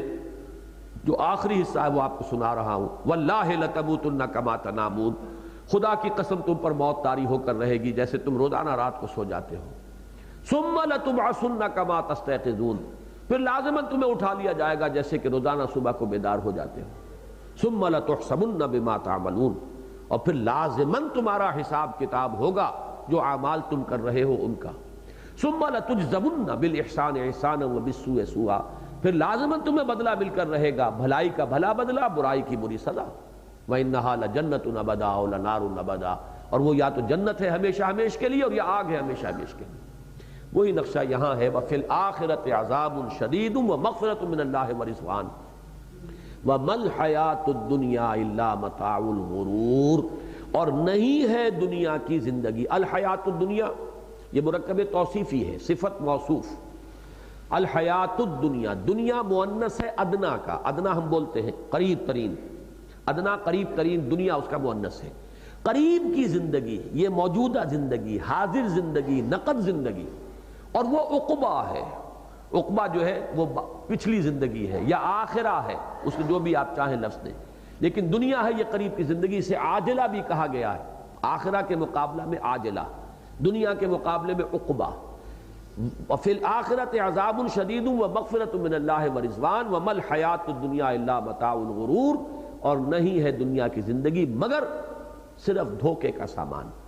یہاں نوٹ کر لیجئے یہ غین پر پیش کے ساتھ غرور ہے، مصدر ہے یہ، جبکہ اسی سورہ مبارکہ میں غرور غین کے زبر کے ساتھ بھی آ چکا ہے. وہ فعول کے وزن پر مبالغے کا صیغہ، انتہائی دھوکے باز، بہت دھوکہ دینے والا، شیطان لعین غرور. اور یہ غرور ہے دھوکہ، یہ دھوکے کا سامان ہے. یہاں یہ بات البتہ سمجھ لینی چاہیے کہ اس آیت مبارکہ کے اندر جو نقشہ کھینچا جا رہا ہے وہ ان لوگوں کا ہے کہ جنہیں آخرت کا شعور نہیں ہوا یا آخرت ان کی منزل مقصود نہیں قرار پائی. وہ صرف اسی دنیا میں گم ہو کر دنیا کی زندگی گزار دیتے ہیں یا زندگی انہیں گزار دیتی ہے. اس کے سوا جو ہے ان کی آنکھ جو ہے شعور کی وہ نہیں کھلتی اور حقائق منکشف نہیں ہوتے. اگر حقائق منکشف ہو جائیں اور عاقبت اور آخرت انسان کا مقصود بن جائے تو پھر دنیا کی زندگی بڑی قیمتی شے ہے، یہ دھوکے کا سامان نہیں ہے. دھوکے کا سامان یہ اس وقت بنتا ہے جبکہ نگاہ اس میں الجھ کر رہ جائے. ایک پردہ ہے، ایک حجاب ہے، آپ کی نگاہ جو ہے الجھ کر رہ گئی. گاہ میری نگاہ تیز چیر گئی دل وجود، گاہ الجھ کے رہ گئی میرے توہمات میں. اگر وہ نگاہ جو ہے اسی دنیا میں الجھ کر رہ گئی اور انسان دنیا میں گم ہو گیا، کافر کی یہ پہچان کے آفاق میں گم ہے، تو اب اس دنیا کی زندگی سے زیادہ دھوکے کا سامان اور کوئی نہیں، اس سے زیادہ انسان کے لیے تباہ کن اور شے کوئی نہیں. اس لیے کہ اپنی اصل منزل سے بے خبر کر دیا، اپنی اصل حقیقت سے بے خبر کر دیا. انسان کو یاد ہی نہ رہا کہ مجھے کہاں جانا تھا، میری منزل کون سی ہے. تو مل حیات الدنیا الا متاع الغرور، یہ قرآن مجید میں ایک دوسرے مقام پر بھی آیا ہے، ومل حیات الدنیا الا متاع الغرور. لیکن یہ ذہن میں رکھیے کہ قرآن مجید ہی میں یہ بھی کہا جا رہا ہے کہ اس دنیا کی زندگی میں اعراض عن اللغو، لغو کاموں سے اپنے آپ کو بچانا بہت ضروری ہے. لغو کسے کہتے ہیں؟ جس کا کوئی فائدہ نہیں. اس کا مطلب یہ ہے کہ دنیا کا ایک ایک لمحہ قیمتی ہے، اس لیے کہ اسی دنیا کی زندگی کے نتیجے میں آخرت کی ابدی زندگی ہے، یا سنور جائے گی یا بگڑ جائے گی. یہی تو کمائیں گے ہم تو وہاں ملے گا کچھ، محنت مزدوری یہاں ہوگی تو وہاں ملے گا. جس کو حضور نے فرمایا الدنیا مزرعۃ الآخرہ، دنیا مزرعہ ہے، کھیتی ہے آخرت کی. یہاں بوگے تو وہاں کاٹو گے، اگر یہاں بوگے نہیں تو کاٹو گے کہاں. یعنی یہ سمجھ لیجئے کہ رہبانیت والا معاملہ اسی سورہ مبارکہ کے آخری رکوع میں اس کی نفی آئے گی. یہاں در حقیقت نفی کی جا رہی ہے دنیا پرستی کی، چونکہ مثال دی گئی تھی یہود کی، وَلَا يَكُونُوا كَالَّذِينَ أُوتُوا الْكِتَابَ مِن قَبْلُ فَطَالَ عَلَيْهِمُ الْأَمَدُ. جو دنیا پرستی کے اندر گم ہو جائے وہ چونکہ اس وقت مخاطب ہے، لہذا اس آیہ مبارکہ میں اس گمشدگی کے عالم میں دنیا کی زندگی کی جو کیفیت ہو جاتی ہے اس کو بیان کیا گیا. لیکن یہ کہ اگر انسان اس سے بالا تر ہو کر زندگی بسر کر رہا ہو، بازار سے گزرا ہوں خریدار نہیں ہوں، کن فی الدنیا کانک غریب و عابر سبیل، اس کی اصل منزل معین ہو کہ وہ آخرت ہے، تو پھر یہ زندگی بہت قیمتی ہے، اس کا ایک ایک لمحہ قیمتی ہے. اسی میں بنانا ہے جو کچھ بنانا ہے، اسی میں کرنا ہے جو کچھ کرنا ہے. اس کے ہر لمحے کو ہم امر بنا سکتے ہیں، ابدی بنا سکتے ہیں. لیکن اگر آخرت سے یہ غافل کر دے تو پھر ظاہر بات ہے کہ اس سے بڑا دھوکے کا سامان اور کوئی نہیں. وَمَا الْحَيَاةُ الدُّنْيَا إِلَّا مَتَاعُ الْغُرُورِ. اب اس کا جو نتیجہ نکلنا چاہیے، سابقوا الى مغفرۃ من ربکم وجنۃ عرضها كعرض السماء والارض. اگر یہ حقیقت منکشف ہو گئی تو اس کا منطقی نتیجہ یہ ہے دوڑو اور دوڑ میں ایک دوسرے سے آگے نکلو. سابقو مسابقہ، مسابقت جسے ہم اردو میں کہتے ہیں، عربی میں یہ مسابقہ ہے باب مفاعلہ. سبقہ آگے بڑھ جانا، اور مسابقہ آگے بڑھنے کے لیے ایک دوسرے سے مقابلہ کرنا. یہ جیسا کہ میں نے شروع میں عرض کیا تھا، مسابقت انسان کی فطرت کے اندر ہے، صرف میدان جو ہے اس کا بدل جائے گا. اگر کوئی شخص طالب دنیا ہے تو دنیا میں تکاثر فی الاموال والاولاد، یہ اس کا میدان ہوگا مسابقت کا، اس میں ایک دوسرے سے آگے نکلے گا. اور اگر آخرت جو ہے وہ مقصود ہو گئی، دنیا کی اصل حقیقت سامنے آ گئی، تو پھر اب اس کا نتیجہ ہوگا سابقوا الی مغفرۃ من ربکم، دوڑو. سارعو بھی آیا ہے قرآن مجید میں ایک مقام پر، سارعو الی مغفرۃ من ربکم، لیکن مسارعت سے مسابقت میں زیادہ زور ہے. سارعو ہوگا دوڑو، مسابقت یہ کہ دوڑو اور ایک دوسرے سے آگے نکلنے کی کوشش کرو. یہی مسابقت جو ہے صحابہ کرام میں ہمیں نظر آتی ہے کہ ان کے اندر مسابقت کا جذبہ تھا دین کے لیے، خیر کے لیے، انفاق میں، قربانی دینے میں، جہاد میں آگے بڑھنا، زیادہ سے زیادہ سرفروشی کرنا، زیادہ سے زیادہ خطرے کی جگہ پر جا گھسنا، یہ مسابقت تھی ان کی. جیسے کہ حضرت عمر کا واقعہ آتا ہے کہ جب غزوہ تبوک کے موقع پر حضور نے دعوت دی کہ اب ضرورت ہے جیش کی تیاری کے لیے کچھ پیسہ چاہیے، مال و اسباب فراہم کرنا ہے، تو حضرت عمر فرماتے ہیں کہ اس زمانے میں اتفاقاً میرے پاس کافی پیسہ تھا، تو میں نے سوچا کہ اس موقع پر تو میں ابو بکر سے بازی لے جاؤں گا، لہذا جو کچھ میرے پاس تھا. یہ بات بھی سمجھ جانے کی ہے کہ یہ کیوں کہا کہ اس وقت میرے پاس بہت پیسہ تھا، کہ اصل میں تاجر پیشہ جو لوگ ہیں وہ اس کو جانتے ہیں کہ اکثر و بیشتر پیسہ جو ہے لگا ہوتا ہے. پیسہ تو ہے لیکن یہ کہ اویلیبل کیش نہیں ہے، کہیں لگا ہوا ہے، لین دین کے اندر ہے. تو حضرت عمر فرماتے ہیں، اور پھر یہ کہ تجارت میں اونچ نیچ ہوتی رہتی ہے، کبھی نقصان ہو گیا تو آدمی جو ہے وہ اس کو اپنی روٹی کے لالے پڑے ہوئے ہیں، اور کبھی وارے نیارے ہو گئے تو اس کے پاس بہت سا پیسہ جمع ہو گیا. تو حضرت عمر فرماتے ہیں کہ اس وقت اتفاق سے میرے پاس بہت دولت ہے، تو میں نے یہ سوچا کہ میں اس موقع پر تو ابو بکر سے بازی لے جاؤں گا. لہذا میں نے یہ کیا کہ جو کچھ میرے پاس تھا نصف کیا، آدھا اپنے گھر والوں کے لیے رکھ لیا اور آدھا لا کے پیش کر دیا. حضرت ابو بکر جب تشریف لائے یا حاضر ہوئے خدمت نبوی میں، تو اب ان کے پاس جو کچھ تھا وہ لا کر انہوں نے ڈال دیا. بہرحال اس وقت حضرت عمر فرماتے ہیں کہ مجھے یہ محسوس ہو گیا کہ ابو بکر سے بازی لے جانا ممکن نہیں ہے. حضور نے پوچھا بھی کہ تم نے گھر والوں کے لیے بھی کچھ چھوڑا؟ فرمایا نہیں، اللہ اور اس کے رسول کا نام کچھ نہیں چھوڑا. تو یہ ایک جذبہ ہے، اس میں یہ کہ کمیت کی اتنی اہمیت نہیں ہے جتنی کہ وہ جذبہ کہ انسان کس حالت میں کیا کر رہا ہے.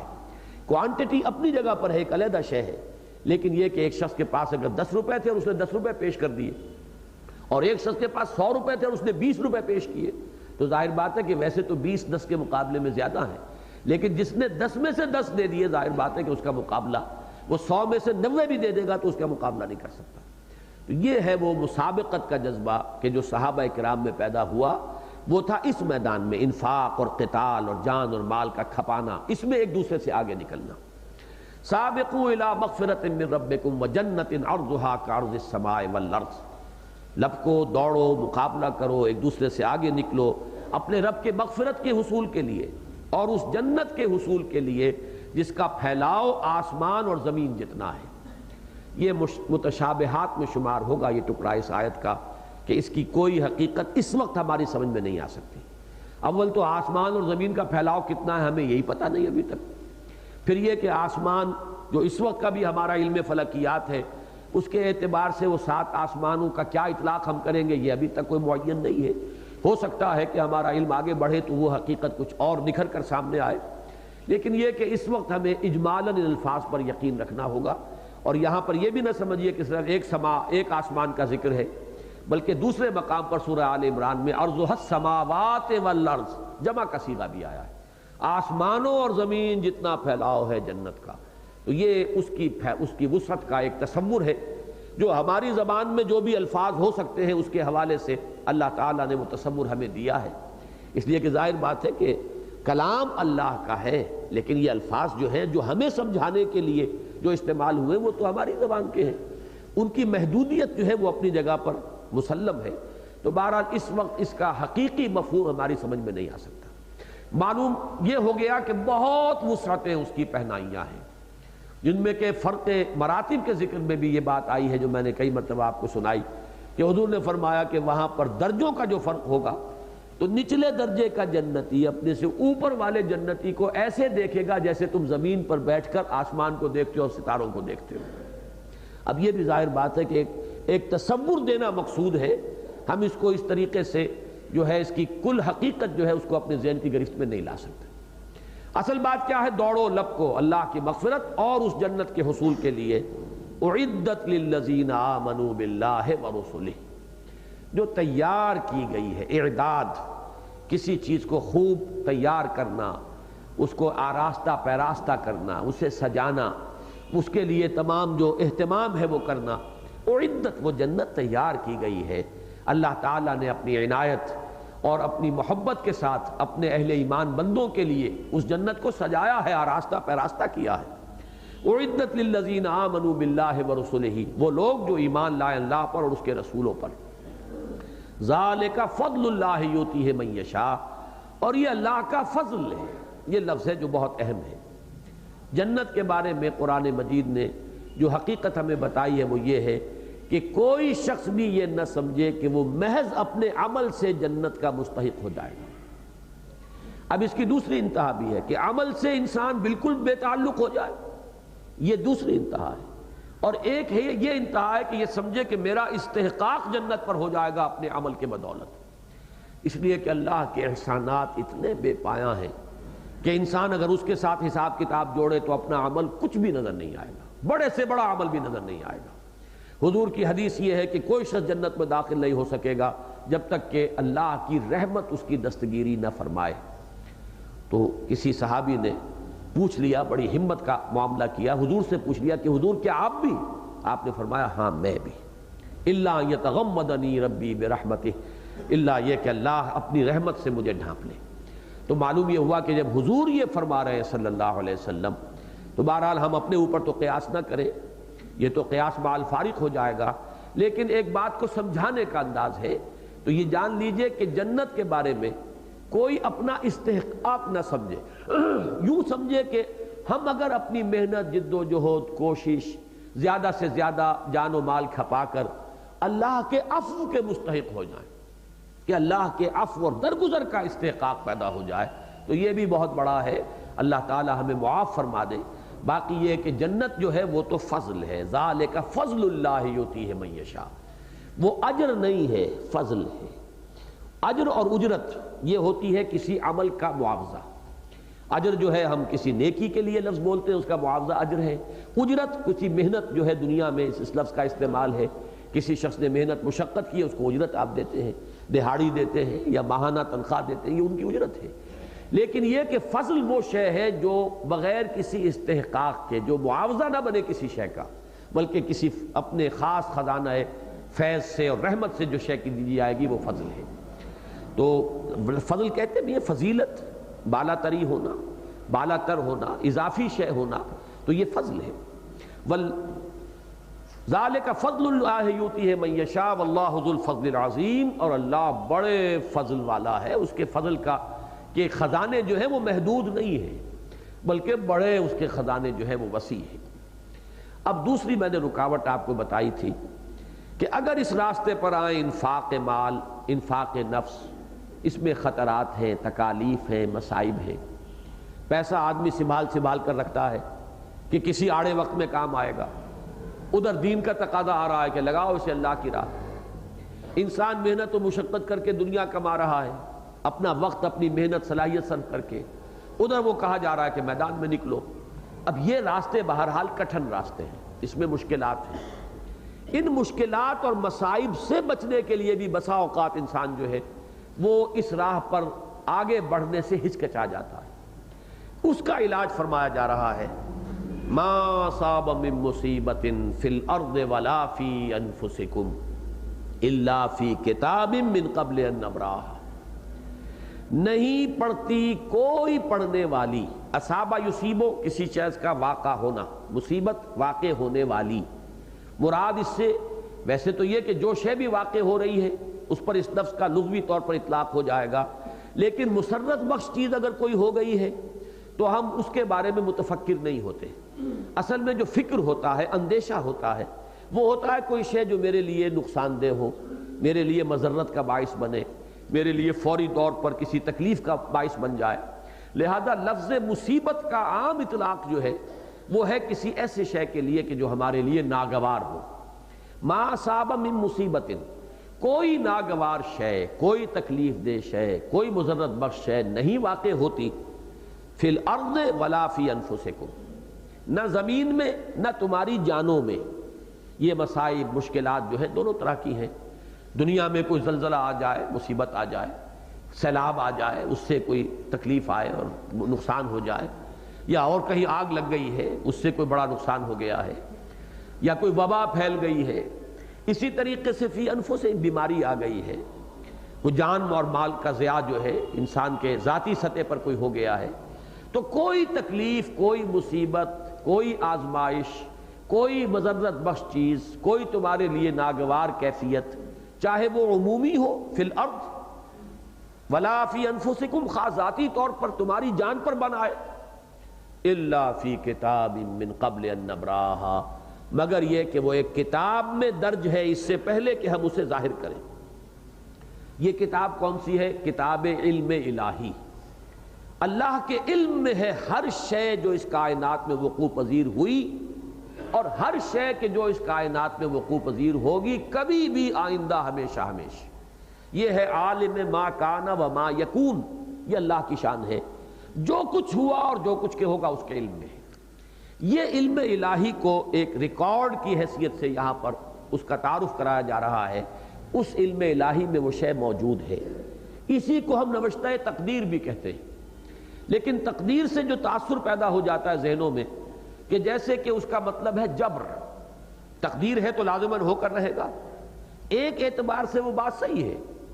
کہ اس کے اندر لازمی وقوع تو اس کا ہے، لیکن اس کے یہ معنی نہیں ہے کہ اس میں ہماری کوئی ذمہ داری نہیں ہے، یا ہمارا کوئی اختیار نہیں ہے، یا ہمارے کسی چوائس کو کوئی دخل نہیں ہے۔ ایک مصیبت ہے جو مجھ پر آئی ہے، فرض کیجئے کسی شخص نے مجھ پر زیادتی کی، اس کے لیے یہ کسب ہے، اس نے جان بوجھ کر وہ معاملہ کیا ہے، مجھے تکلیف پہنچائی ہے، مجھ پر ظلم کیا، وہ کسب ہے۔ میرے لیے یہ اللہ تعالیٰ کی طرف سے ایک شے ہے کہ جو آ گئی ہے، اس لیے کہ اگر اللہ کا اذن نہ ہوتا تو وہ لاکھ میری برائی کرتا اور میری کوشش کرتا مجھے نقصان پہنچانے کی، وہ مجھے نقصان نہیں پہنچا سکتا تھا۔ ایک شخص آپ کو ایم کر رہا ہے، گولی چلا رہا ہے، گولی اس نے چلائی، وہ اس کا کسب ہے، اس نے غلط چلائی تو اللہ کیا اسے جواب دہی کرنی پڑے گی، لیکن وہ گولی آپ کو نہیں لگ سکتی اگر اللہ کا اذن نہ ہو۔ لہذا اگر آپ کو آ کر لگی ہے تو یہ کہا جا سکتا ہے کہ یہ اللہ کی طرف سے آئی ہے۔ یہ ہے در حقیقت وہ متوازن نقطہ نظر کہ ایک کام ہم کر رہے ہیں، ہماری ذمہ داری، ہمارا چوائس ہے، لیکن وہ کام ہم نہیں کر پائیں گے اگر اذن رب نہ ہو۔ آپ جانا چاہتے ہیں، چلنا چاہتے ہیں، مسجد کی طرف جانا چاہتے ہیں، اس چلنے کے اندر آپ کے جسم کے اعضاء ہیں، وہ اعضاء بھی اللہ کے کنٹرول میں ہیں۔ آپ زمین کو دھکیلتے ہیں، زمین آپ کو دھکیلتی ہے، زمین آپ کو نہ دھکیلے تو آپ نہیں چل پائیں گے، آگے نہیں بڑھ سکیں گے۔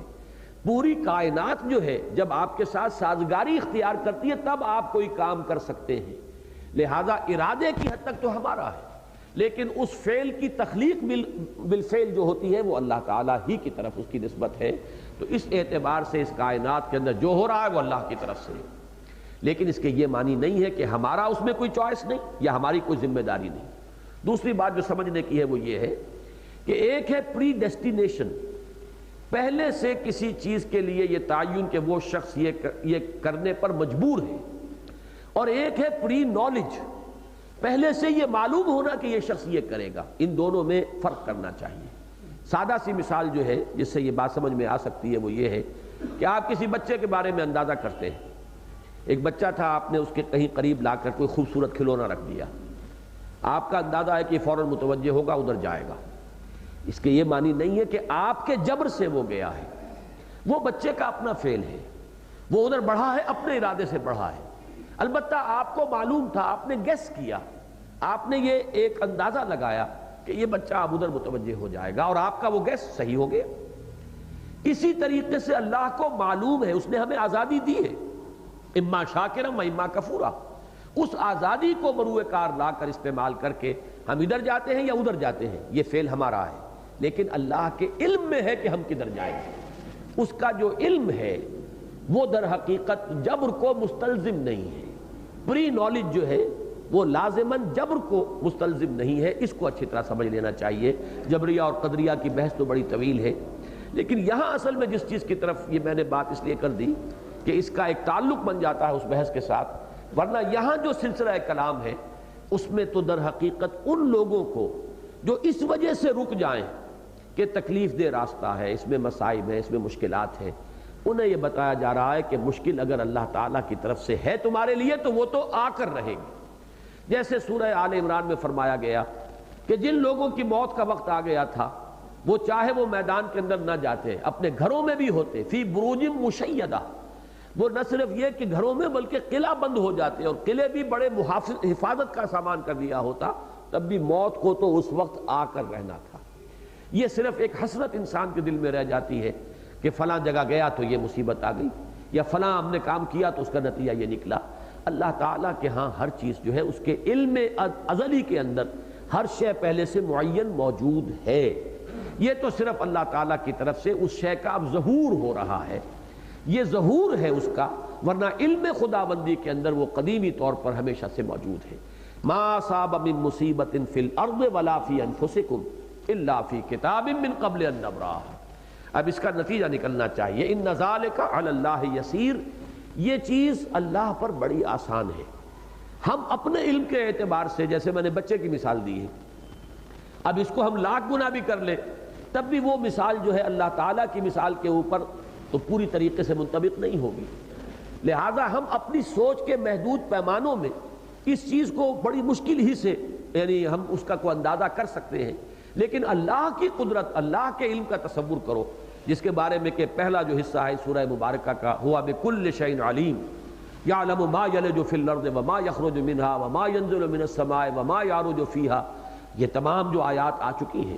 تو اس سب کو ذہن میں رکھو، تو اللہ کے لیے یہ چیز بھاری نہیں ہے، مشکل نہیں ہے۔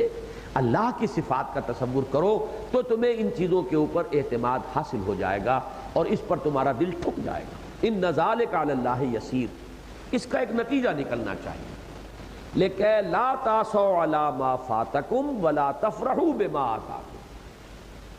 تاکہ تم افسوس نہ کیا کرو اس پر جو تم سے جاتا رہے۔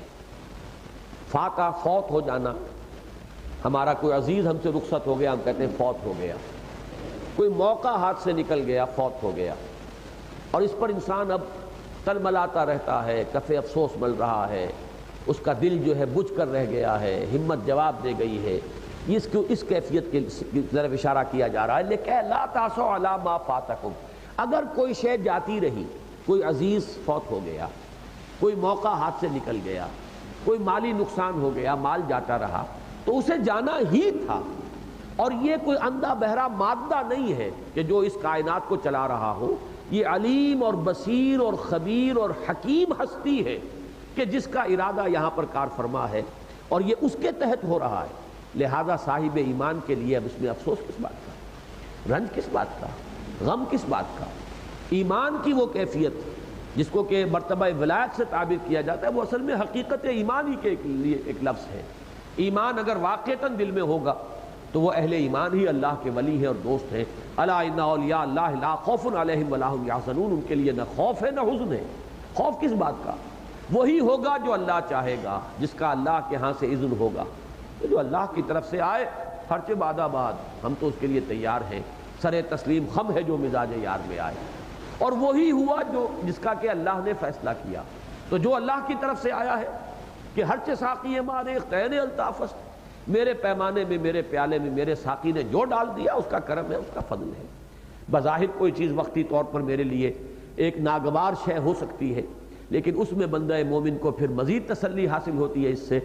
کہ ہم شارٹ سائٹڈ ہیں، ہماری نگاہ تو بہت کم فاصلے تک ہم دیکھتے ہیں، اللہ کی پلاننگ بڑی لمبی ہوتی ہے، ہو سکتا ہے فوری طور پر ایک شے تکلیف دہ ہو، لیکن ان دی لانگ رن وہ تمہارے لیے منفعت بخش ہو۔ فوری طور پر ایک شے جو ہے بڑی ہی منفعت بخش ہے، مسرت بخش ہے، آپ کو لذت حاصل ہو رہی ہے، لیکن یہ کہ انجام کار کے اعتبار سے وہ آپ کے حق میں سب میں قاتل بن رہی ہو۔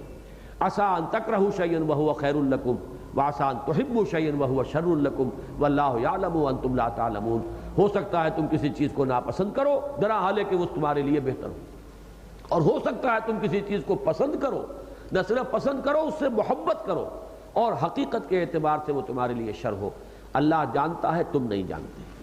اب یہ ایمانی کیفیات اگر حاصل ہو جائیں تو نتیجہ کیا نکلے گا؟ لِكَيْ لَا تَعْصَوْا عَلَىٰ مَا فَاتَكُمْ، افسوس نہ کیا کرو اس پر جو تم سے جاتا رہے، چھوٹ جائے۔ وَلَا تَفْرَحُوا بِمَا آتَاكُمْ، اور جو کچھ اللہ تمہیں دے دے اس پر اترایا نہ کرو، اس پر فرحت اور فرح کی کیفیت محسوس نہ کیا کرو۔ اب یہ دونوں الفاظ جو ہیں، اس میں ایک احتیاط البتہ آپ اپنے ذہن میں رکھیے کہ ایک ہوتا ہے کسی بھی واقعے کا فوری ایک تاثر، وہ بربنائے طبع بشری بڑے سے بڑے انسان کو ہو سکتا ہے۔ یہاں تک کہ میں تو سیرت النبی کے ان واقعات کو بہت ہی عزیز رکھتا ہوں اور مجھے ان سے بڑی دلچسپی ہے۔ ہم جیسے لوگوں کے لیے اس میں بڑی تسلی کا سامان ہے کہ حضور کے صاحبزادے حضرت ابراہیم کا انتقال ہو رہا ہے اور حضور کی آنکھوں میں آنسو آ گئے۔ یہ اب اگر یہ واقعہ نہ ہوتا تو معلوم ہوتا کہ بہت ہی، اگر ہمیں کسی ایسے موقع کے اوپر کچھ صدمے کا احساس ہوتا تو بالکل ہی مایوسی ہم پر طاری ہو جاتی کہ یہ شے جو ہے یہ تو گویا کہ ایمان کے منافی ہے۔ ایمان کے منافی نہیں ہو سکتی وہ چیز کہ جو خود حضور صلی اللہ علیہ وسلم کے ہمیں معاملے میں نظر آ رہی۔ تو ایک ہے فوری تاثر، اس فوری تاثر پر پکڑ نہیں ہے، وہ ایمان کے منافی بھی نہیں۔ اس میں جو لوگ جنہوں نے فزیولوجی پڑھی ہے وہ بات کو اچھی طرح سمجھ سکتے ہیں کہ ایک انوالنٹری ایکشن ہوتا ہے، جیسے کہ آپ کا ہاتھ یہاں رکھا ہوا تھا، چیونٹی نے کاٹا، ہاتھ آپ کا ایک دم یوں آ گیا، اس میں آپ کے کسی ارادے کو دخل نہیں، آپ نے سوچ سمجھ کر یہ کام نہیں کیا ہے، یہ انوالنٹری غیر اختیاری معاملہ ہے، اس پر کوئی پکڑ نہیں ہوتی۔ تو بالکل اسی طرح کوئی فوری بات، کوئی فوری تاثر جو ہے، کوئی خوشی تھوڑی سی حاصل ہو گئی کسی معاملے میں، فرحت ہو گئی یا کسی شے پر کوئی تعصف ہو گیا، لیکن یہ سمجھ لینا چاہیے کہ اگر ان چیزوں میں پائیداری ہوگی، ان میں شدت ہوگی، ان میں گہرائی اور گہرائی ہوگی، تو یہ چیزیں اب اسی درجے میں ایمان سے دوری کی علامت بن جائیں۔ یوں سمجھیے کہ جیسے پینڈولم جو ہے، اس پینڈولم کا ایک جو اس کی حرکت ہو رہی ہے دائیں سے بائیں کی طرف، یہ ایمپلیٹیوڈ جو ہے اس کی موومنٹ کا، ایک بندہ مومن کی زندگی میں مسرت بخش اور مضرت بخش چیزوں کے درمیان اس کی باطنی کیفیت کا پینڈولم حرکت میں تو آئے گا لیکن بہت کم، لیکن جتنا جتنا ایمان کی کمی ہوگی اسی اعتبار سے اس کا پینڈولم کا جو ایمپلیٹیوڈ ہے وہ بڑھتا جائے گا۔ ذرا سی کوئی نفع کی بات ہو گئی، مسرت کی بات ہو گئی تو پھولے نہیں سما رہے، اترا رہے ہیں، اب زمین جو ہے پاؤں زمین پر ٹک نہیں رہے، گردن اکڑ رہی ہے، اور ذرا سی کوئی افسوس کی بات ہو گئی تو دل بجھ کر رہ گیا ہے، ہمت جواب دے گئی ہے، کمر ٹوٹ گئی ہے۔ یہ جتنا ان دونوں کیفیات کے مابین فصل ہوگا اتنا ہی یوں سمجھیے کہ حقیقت پر نگاہ نہیں ہے بلکہ مظاہر اور ظواہر پر نگاہ ہے۔